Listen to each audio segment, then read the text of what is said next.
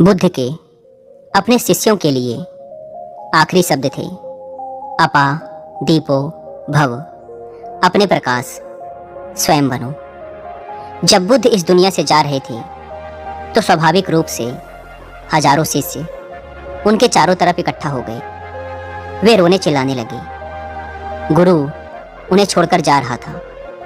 उनका दुखी होना तो स्वाभाविक था और गुरु भी उनके साथ 42 सालों तक रहा था और वो सभी उस आदमी से बहुत प्रेम करते थे।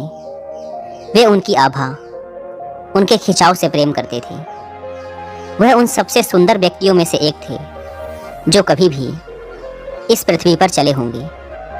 वह न केवल आध्यात्मिक रूप से सुंदर थे बल्कि शारीरिक रूप से भी वह सबसे सुंदर पुरुषों में से एक थे। बुद्ध का बैठना, चलना, सोना, उनकी बातें, उनकी मुस्कान सब अपने आप में बहुत ही अद्भुत और आकर्षक था।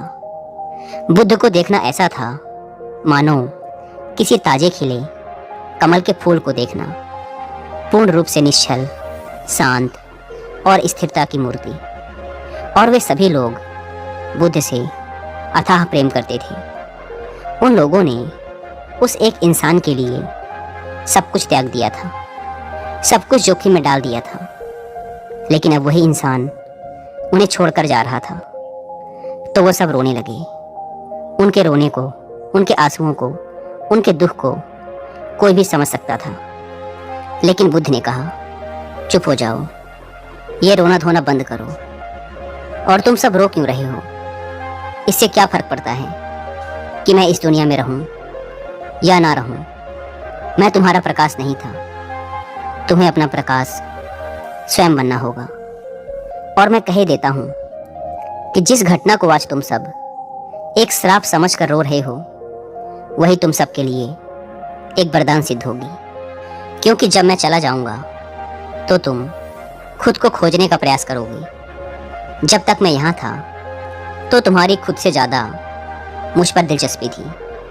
हालांकि मैं लगातार तुमसे कहता रहा कि खुद के भीतर जाओ, खुद को जानो, लेकिन तुम मुझ पर ही ध्यान केंद्रित कर रहे थे।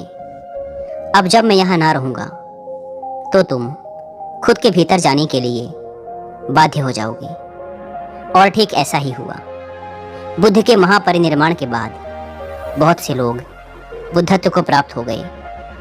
जब उनसे पूछा गया कि बुद्ध की मृत्यु के बाद इतने सारे लोग प्रबुद्ध क्यों हो गए, तो उन्होंने कहा, अब हम समझ पा रहे हैं कि बुद्ध ने ऐसा क्यों कहा था कि जिस मृत्यु को तुम अभिशाप समझ रहे हो वह तुम सब के लिए वरदान सिद्ध होगी। क्योंकि एक बार आपने बुद्ध को देखा और वह चले गए तो फिर बाहर देखने लायक कुछ भी नहीं है। इसीलिए हमने अपनी आंखें बंद कर ली। हमने बुद्ध के रूप में वह सब देख लिया है जो सबसे अधिक देखने योग्य था। हमने इस संसार के सबसे सुंदर व्यक्ति को देखा है और अब क्या देखा जा सकता था?